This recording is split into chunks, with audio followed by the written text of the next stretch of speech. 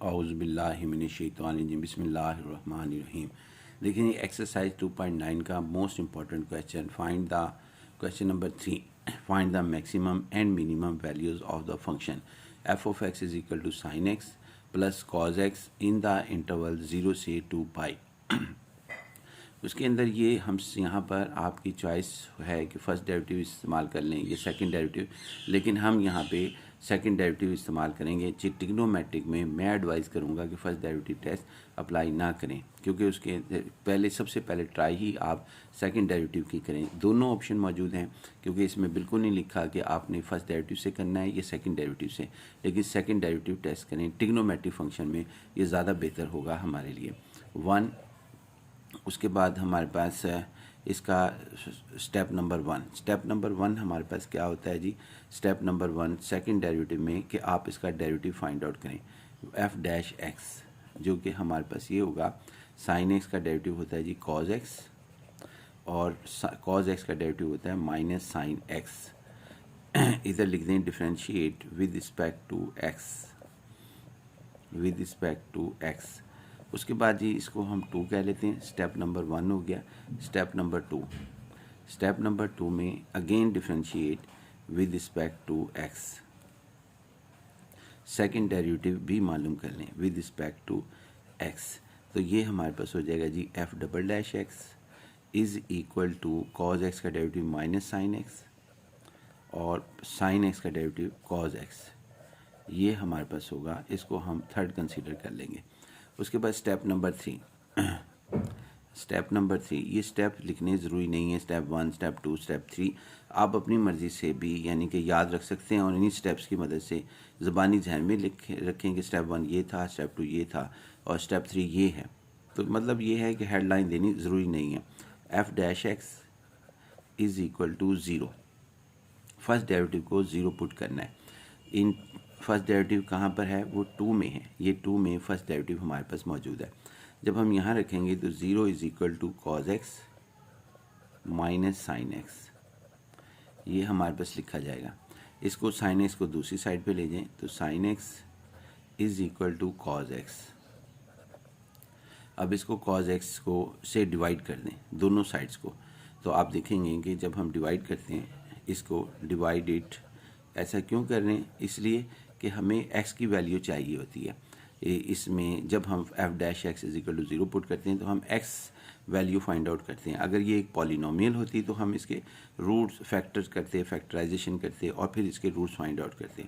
फ़िलहाल ये हमारे पास एंगल है तो कॉज एक्स से डिवाइड कर दें। आप चाहें तो साइन एक्स से भी डिवाइड कर सकते हैं, ये ज़रूरी नहीं है कि आप कॉज एक्स से डिवाइड करें। साइन कॉज एक्स से डिवाइड करने से हमें फ़ायदा क्या हासिल होगा कि हमें tan हासिल हो जाएगा, और उस दर से हमें अगर हम साइन एक्स से इसको डिवाइड करते तो फिर हमारे पास कॉट आ जाता।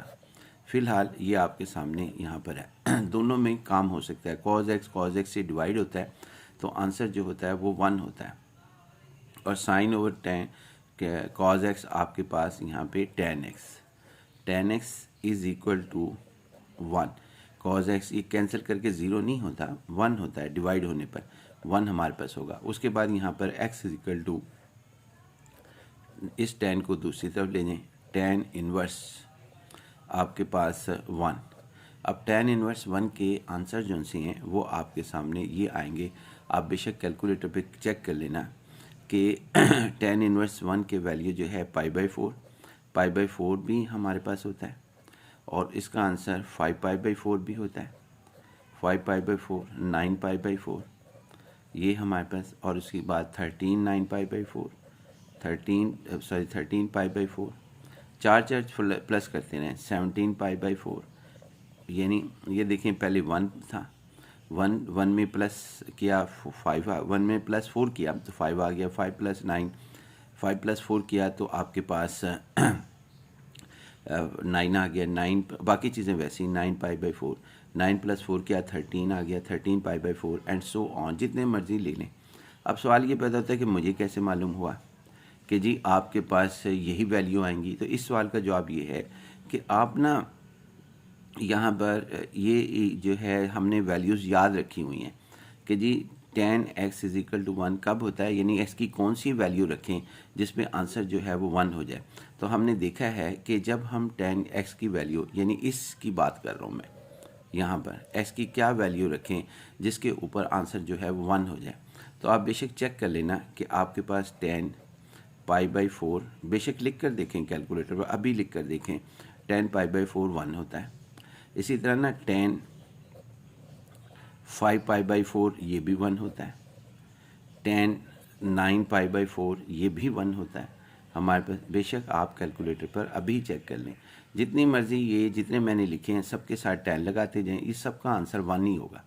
तो लिहाजा ये हमारे पास क्या कहते हैं ना, tan π/4 x की वैल्यू आ गई। x की क्या वैल्यू आई, वो वैल्यू जिसके ऊपर इसका आंसर जो सा है वो 1 हो, वो ये हैं, यानी कि ये हमारे पास इधर रखेंगे π/4 रखें तब आपके पास 1 आ जाएगा। फिर x की वैल्यू 5π/4 रखें तब भी 1 आ जाएगा, और x की वैल्यू 9π/4 रखें, यहाँ पर कैलकुलेटर पे चेक करते जाना तब भी हमारे पास यही आंसर आ जाएगा।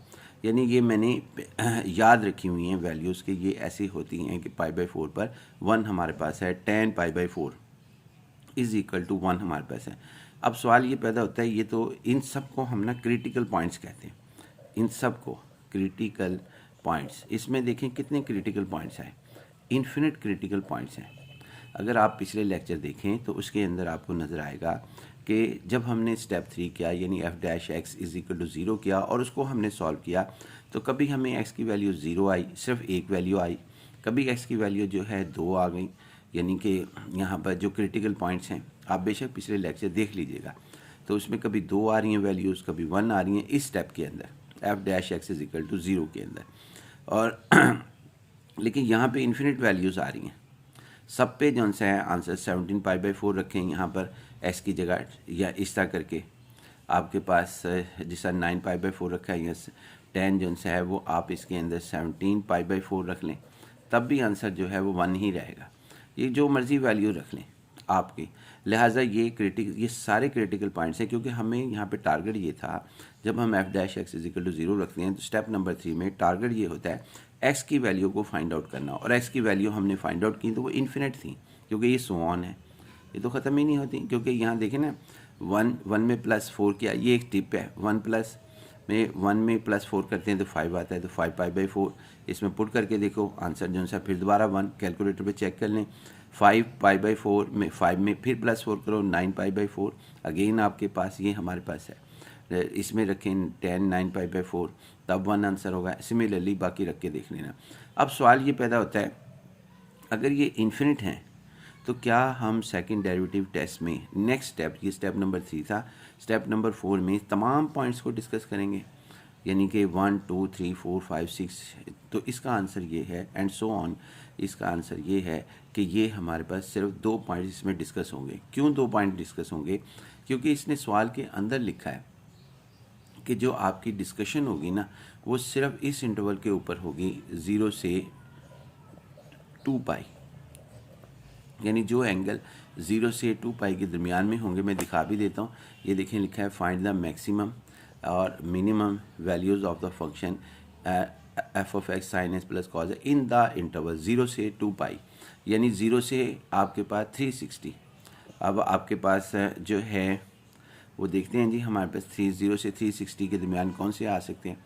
ये π/4 को हम कहते हैं 45, ये 45 है, और 45 को जब हम 5 से मल्टीप्लाई करते हैं तो हमारे पास जो सा है, यानी ये 5π/4, आप इसकी जगह भी 45 रख के देखें तो हमारे पास आ जाएगा जी ये 225। तो ये भी 0 360 के दरमियान आता है, लेकिन ये जो सा है ये नहीं आता, इसका आंसर आएगा 9 × 45।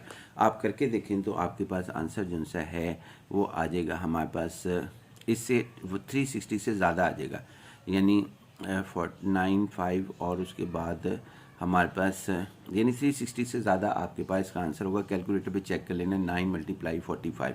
इसी तरह 13 × 45 π/4 की जगह ये रखें, ये भी 360 से ज़्यादा आ जाएगा, क्योंकि इसने कहा है कि डिस्कस ही 0 से 360 के दरमियान करना है। ये 0 से 2π लिखा हो या 0 से 360, एक ही बात तस्लीम की जाती है कि 0 से 3। तो सिर्फ 2 एंगल हैं, एक ये π/4 और ये दोनों जो हैं इसका आंसर 45 है और इसका 225 है। इसका जो सा आंसर जो है वो हमारे पास 9 मल्टीप्लाई 45, तो आंसर जो होगा वो कितना होगा जी, हमारे पास एक छोटा सा रफ वर्क कर लेते हैं। 9 मल्टीप्लाई 45, 9 5 आर ये हमारे पास 436 तकरीबन ये आता है जी, 400 प्लस आता है। ये अगर कैलकुलेशन गलत भी हो तो आप चेक कर लीजिएगा।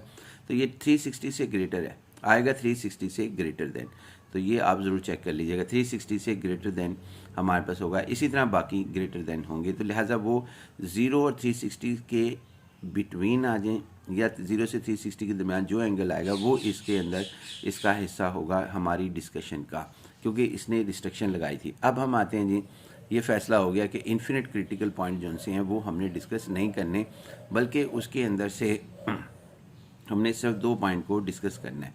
तो लिहाजा ये हमारे पास जो रूट्स आए वो मैं यहाँ लिख रहा हूँ, जिसको हमने डिस्कस करना है वो x = π/4 और दूसरा हमारे पास 5π/4, यानी एक है 45, दूसरा है 225, जो 0 360 से हमारे पास क्या कहते हैं कि बिटवीन लाई करते हैं। अब हम इसको केस 1 कह लेते हैं। केस 1 में क्या करेंगे, एक एक करके डिस्कस करेंगे। x = π/4 इन इसके अंदर सेकंड डेरिवेटिव में हम इसको सब्स्टिट्यूट करेंगे जी। सेकंड डेरिवेटिव कौन सा है, वो ये रहा जी हमारे पास, ये लिखा हुआ इन 3 के अंदर सब्स्टिट्यूट करते हैं जी। तो 3 में सब्स्टिट्यूट करें जी, आपके पास क्या रिज़ल्ट आएगा जी हमारे पास, जब हम 3 में सब्स्टिट्यूट करेंगे आपके पास ये आएगा f" और π/4, जहाँ जहाँ x है वहाँ पे ये वैल्यू पुट कर देंगे 3 में। यहाँ पे 1 2 और 3 जगह पर x है, तो यहाँ पे आ जाएगा माइनस साइन π/4 और उसके बाद माइनस कॉस π/4। तो हमारे पास आंसर क्या होगा, second derivative at the point x = π/4 will be sine π/4, calculator पे चेक कर लेना, 1/2 अंडर रूट है, ये भी 1/2 अंडर रूट है। एलसीएम लें तो फिर हमारे पास 2 अंडर रूट -1 यानी आपके पास -2/2 अंडर रूट। दूसरे लफ्ज़ों में ये नेगेटिव आ गया। अगर ये यानी f" π/4 हमारे पास -2 जो है ये नेगेटिव आ गया जी। अगर ये इसको हम यूँ भी लिख सकते हैं 2 अंडर रूट, क्योंकि इसकी पावर 1 है, इसकी पावर 1/2 है, 2⁻1/2। इसको जब हम ऊपर लेके जाएंगे यानी -2 1 -1/2, तो ये आंसर आ जाएगा जी हमारे पास 1/2, क्योंकि 1 -1/2 को जब हम करेंगे तो ये इस तरीके से लिखा जा सकता है। लिहाजा ये हमारे पास ये कि लेस देन 0 है, इसका मतलब है कि फंक्शन जो है f(x) ये हमारे पास इज़ द मैक्सिमम, क्योंकि अगर लेस देन हो सेकंड डेरिवेटिव में तो हम कहते हैं कि is the function is maximum at x, relative maximum. जब भी लिखेंगे ना रिलेटिव मैक्सिमम लिखेंगे ताकि हमारे पास बात क्लियर हो। रिलेटिव मैक्सिमम एट x = π/4, जो हमने डिस्कस किया था, ये π/4, तो एट x = π/4। और फिर इसके अगेंस्ट y की वैल्यू भी फाइंड आउट कर लेते हैं। इसको हम सब्स्टिट्यूट करते हैं इन इसके अंदर f(x) में, ये हमारे पास 1 में, इसमें से y की वैल्यू यानी y कोऑर्डिनेट आ जाएगा। तो f π/4 आपके पास, और फिर उसके बाद साइन π/4, क्योंकि 1 2 3 प्लेसेस पर हमने π/4 प्लेस करना है x की जगह। तो यहाँ पे कॉस π/4, तो आंसर हो जाएगा 1/2 under root, sine π/4 1/2 under root, और ये भी 1/2 अंडर रूट। तो इसका एलसीएम लें तो हमारे पास आ जाएगा 1 + 1 2 अंडर रूट, या हमारे पास आ जाएगा f π/4 = 2/2 अंडर रूट। या इसे थोड़ा सा और सिंप्लीफाई करें तो इसको हम यूँ लिख सकते हैं 2 अंडर रूट का स्केयर, ये अभी भी 2 है, इसका स्केयर और अंडर रूट कैंसिल करें तो 2 ही आता है, 2 अंडर रूट। फिर 2 अंडर रूट को इससे कैंसिल करें तो यहाँ पे 2 अंडर रूट आ जाएगा, ये y की वैल्यू आ जाएगी। तो फिर हम कहेंगे f(x) इज़ मैक्सिमम। अब यहाँ पे दोनों कोऑर्डिनेट आ गए, ये y कोऑर्डिनेट आ गया और ये x कोऑर्डिनेट इसका ये था, यानी -π/4, सॉरी +π/4, ये माइनस नहीं है, π/4 और उसके बाद 2 अंडर रूट। तो यहाँ लिखेंगे f(x) is maximum, relative maximum. relative maximum at x is at this point pi by 4 और 2 अंडर रूट। यहाँ पे ये स्टेप नंबर केस 1 जो है वो मुकम्मल हुआ। अब केस 2 हम करते हैं जी। केस 2 में अब दूसरा पॉइंट कौन सा है जिसको हमने काम करना है? दूसरा पॉइंट हमारे पास है 5 पाई बाई 4। तो ये 5 पाई बाई 4 हम जो है यहाँ पर करते हैं, इसको हम सब्स्टिट्यूट करेंगे जिससे यहाँ एक्स सेम यही स्टेप रिवाइज होंगे, लेकिन फ़र्क क्या होगा कि यहाँ पाई बाई 4 है और यहाँ पे जन सा है यहाँ पर 5 पाई बाई 4 है। यहाँ X is equal to 5 pi by 4, इधर X is equal to pi by 4 है। तो इन थर्ड में हम सब्स्टिट्यूट करते हैं तो आपके पास ये जो आपके आएगा जी हमारे पास f double dash 5 pi by 4, ये है जी हमारे पास थर्ड। ये थर्ड है जी हमारे पास। थर्ड के अंदर यहाँ पे 1 2 और 3 प्लेसेस पर 5 पाई बाई 4 हम सब्स्टिट्यूट कर देंगे। साइन आपके पास 5 पाई बाई 4 और माइनस कॉस 5 पाई बाई 4, ये हमारे पास आ जाएगा। अब उसके बाद इनकी वैल्यूज़ रख दें माइनस, और उसके बाद ये हमारे पास होगा जी साइन पाई बाई 4 की वैल्यू हमारे पास 1/2 under root, 1/2 under root negative होगी माइनस 1/2 अंडर रूट और प्लस माइनस उसके बाद कॉस 5 पाई बाई 4 की वैल्यू भी नेगेटिव हमारे पास होगी। ये हमारे पास होगी जी इसकी वैल्यू, दोनों की वैल्यू जो है वो माइनस 1/2 अंडर रूट है। आप बेशक कैलकुलेटर पे जब आप चेक करेंगे तो कैलकुलेटर पे ये आंसर आएगा। जैसे ही आप लिखेंगे साइन 5 पाई बाई 4 तो उसका आंसर जो हमारे पास आएगा वो मैं यहाँ लिख देता हूँ आपकी आसानी के लिए कि कैलकुलेटर पे अगर आप चेक करेंगे साइन 5 पाई बाई 4 या आप साइन 5 पाई बाई 4 तो इनके आंसर जो से हैं, इसका आंसर तो आएगा इसका पहले इसका देख लेते हैं। इसका आंसर आएगा जी 0.707। इसका मतलब यही है कि 1/2 अंडर रूट है और ये माइनस के साथ आएगा। इसका साइन 5 पाई बाई 4 का आंसर ये होगा। इसको हम 0.707 को माइनस 1/2 अंडर रूट कहते हैं। अब इसको हल करेंगे तो दोबारा इधर पहुंच जाएंगे। इसके अंदर जो आंसर है ये वाला आंसर, इसका आंसर होगा प्लस के साथ 0.707 कैलकुलेटर पे। और जब आप इसको फ्रैक्शन में इसको हल करेंगे प्लस यानी कि फिर ये इक्वलेंट होगा 1/2 अंडर रूट से 1/2 अंडर रूट। अगर 1/2 अंडर रूट को हल करेंगे तो यही आएगा 0.707, यानी साइन पाई बाई 4 को कैलकुलेटर 0.707 लिखता है, 1/2 अंडर रूट नहीं लिखता। लेकिन अगर आप इसको चेक करना चाहते हैं कि ये सही है गलत है 0.707 ही है तो आप कैलकुलेटर पे दोबारा 1/2 अंडर रूट लिखें तो आपके पास ये आंसर आ जाएगा। उसके बाद इसी तरह साइन 5 पाई बाई 4 का आंसर माइनस 0.707 है, जहाँ 0.707 एंड सो ऑन, यहाँ पे और डेसिमल भी आएंगे तो माइनस 1/2 अंडर रूट लिखा जाएगा। फ़िलहाल मैंने ये कैलकुलेटर की मदद से ये फ्रैक्शन इस तरह के पॉइंट्स नहीं लिखे, मैंने इसको जो है एक मुकम्मल रैशनल नंबर की सूरत में लिखा। उसके बाद ये minus minus plus 1/2 under root और ये minus minus plus 1/2 under root. तो एलसीएम लें तो यहाँ पे आ जाएगा 1 + 1/2 अंडर रूट, जिसको आप 2/2 अंडर रूट लिख सकते हैं, या हम इसको 2 अंडर रूट का स्क्वायर और ओवर 2 अंडर रूट, क्योंकि 2 को ऐसे भी लिखा जा सकता है क्योंकि आपके पास क्या कहते हैं अंडर रूट और स्क्वायर कैंसिल हो जाएंगे तो तब भी 2 आ जाएगा। इसको एज इट लिख दिया, एक अंडर रूट से कैंसिल हुआ तो 2 अंडर रूट आया। अब 2 अंडर रूट सेकेंड डेरिवेटिव की वैल्यू ये आई, यानी कि F double dash 5 pi by 4 ये लिखा आ रहा है इस जगह पर इस तरह करके। तो ये इसकी वैल्यू 2 अंडर रूट आई, इट मीन्स कि पॉजिटिव आई। पॉजिटिव मीन्स ग्रेटर दैन 0 आई। अगर ग्रेटर दैन 0 है तो हम कहेंगे कि फंक्शन जो है वो रिलेटिव मिनिमा है। अगर ग्रेटर हो तो इसका उलट पढ़ना है, यानी ग्रेटर ज़्यादा को कहते हैं, मिनिमम कम को हम कहेंगे। तो सो लिखेंगे function F of X is relative minimum, कि ये हमारे पास मिनिमम है एट दिस पॉइंट। कौन सा point? x is equal to ये वाला पॉइंट जिसको हम डिस्कस कर रहे हैं केस 2 में, ये वाला पॉइंट 5 पाई बाई 4 इसके ऊपर है। अब इसका हम वाई कोऑर्डिनेट निकालना चाहते हैं, तो x इज इक्वल टू, अब हम वाई कोऑर्डिनेट इसका फाइंड आउट करना चाहते हैं 5π/4 इन दिस क्वेश्चन, यानी कि इसमें सब्स्टिट्यूट करेंगे, ये 1 में सब्स्टिट्यूट करेंगे तो वाई कोऑर्डिनेट हमारे पास आ जाएगा। तो देखते हैं जी हमारे पास वाई कोऑर्डिनेट जब हम फाइंड आउट करते हैं तो क्या सूरत हाल होती है। तो यहाँ पर आपके पास ये रखते हैं जी f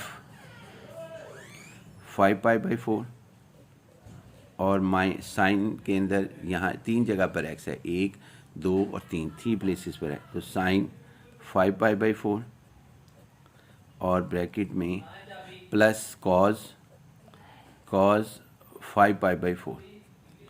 5π/4। अब साइन 5π/4 जब हमने कैलकुलेटर पे किया तो इसको लिखा साइन 5π/4, तो उसका आंसर था -0.707, जिसको मैंने कहा कि आपने इसको यूँ लिख देना है कि -1/2 ये नहीं लिखना, बेहतर ये है कि ये लिखें। उसके बाद जब आपने कैलकुलेटर पर cos 5π/4 लिखा तो फिर हमारे पास क्या कहते हैं, इसने जवाब दिया आपको कॉस के ऊपर भी इसने नेगेटिव जवाब दिया -1/2, यानी कि वो भी आंसर लिखा जाएगा -0.707 जब हम cos 5π/4 लिखेंगे। इसका जब हमने एलसीएम लिया तो वहाँ पर आंसर आ गया -1 ओवर आपके पास क्या कहते हैं -1/2, यानी साइन 5π/4 की वैल्यू -1/2, cos 5π/4 की वैल्यू 1/2, और जिसको हम -2/2 कहते हैं। तो जो पॉइंट आया जिसके ऊपर रिलेटिव मिनिमम हमारे पास लिखेंगे वो x ये आ गया 5π/4 और ये -2/, आ गया जी। यहाँ तक हमारा जो सा है ये सवाल मुकम्मल हुआ। इसको आप लिख लें रिलेटिव मिनिमम फंक्शन इज़, इसको हम पढ़ेंगे ऐसे, बेशक आप एग्ज़ाम में इसी तरह लिखना कि फंक्शन इज़, जैसा यहाँ पे लिखा था फंक्शन f(x) इज़ रिलेटिव, यहाँ पे लिखेंगे मिनिमम 5π/4 और -2/, यहाँ पे क्वेश्चन जो है हमारा कंप्लीट होता है।